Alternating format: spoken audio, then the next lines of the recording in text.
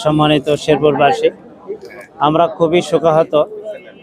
আপনারা জানেন, এক সপ্তাহ আগে আমাদের এই শেরপুর শ্রীবর্দী উপজেলার সেক্রেটারি রেজাউল করিম ভাই শহীদ হয়েছেন।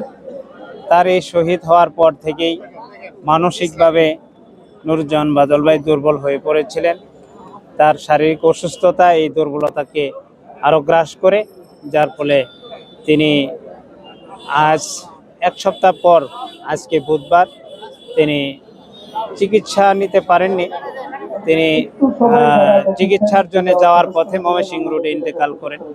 আমরা তাকে আজকের এই বিয়োগে যে আমাদের অপূরণীয় ক্ষতি হলো, আমরা মনে করি এই অপূরণীয় ক্ষতি আমাদের দ্বারা পূরণ করা সম্ভব। বড় মনের একটা মানুষ ছিলেন, একটা নেতা ছিলেন। উনি কোন দলের নেতা এটা আমরা বুঝতে পারি নাই, কারণ উনি সর্বদলীয় একজন নেতা ছিলেন, সকলকে অত্যন্ত বেশি ভালোবাসতেন। আমার সাথে গত পরশুদিনে ডিসি অফিসে তার সাথে দেখা হয়েছিল। দেখা হওয়ার পরে আমি তাকে বললাম, বাদল তুমি চিকিৎসা নেবে না? বাদল বলল যে ভাইয়া আমি নির্বাচনটা শেষ করি, আমি গেলে নির্বাচনটা এলোমেলো হয়ে যাবে, গন্ডগোল হবে, আমি নির্বাচনটা শেষ করি। তো এই মাপের নেতা শেরপুরে আর কোনোদিনও আসবে কিনা আমি জানি না। আজকে আমাদের জামাতে ইসলামীর জেলার সাধারণ সম্পাদক জনাব নুরুজ্জামান বাদলের মৃত্যুতে আমি জেলা বিএনপির সাবেক আহ্বায়ক, আমি শেরপুর হাজী কল্যাণ সমিতির প্রতিষ্ঠাতা সভাপতি হিসাবে তার বিদেহী আত্মার মাগফিরাত কামনা করছি।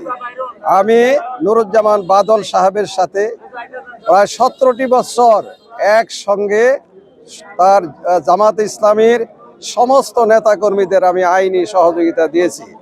তার সঙ্গে আমার চলাফেরা, আচার আচরণে আমি তার সঙ্গে, সে আমার ছোট ভাই হিসাবে, আমাকে বড় ভাই হিসাবে উনি শ্রদ্ধা করতেন এবং আমি ছোট ভাই হিসাবে তাকে অত্যন্ত আদর করতাম।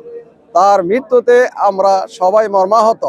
আমি একটা জিনিস আজকে দেখলাম, জনাব আলহাজ নুরুজ্জামান সাহেবের জানাজায় উপস্থিত জনগণের ঢল, দলমত নির্বিশেষে রাজনৈতিক দলের বিভিন্ন দলের নেতৃবৃন্দ যেভাবে তার জানাজায় শরিক হয়েছেন, তাতে প্রমাণিত হলো জনাব নুরুজ্জামান বাদল মানুষের অন্তরকে জয় করেছেন, অন্তর দিয়ে, তরবারি দিয়ে নয়।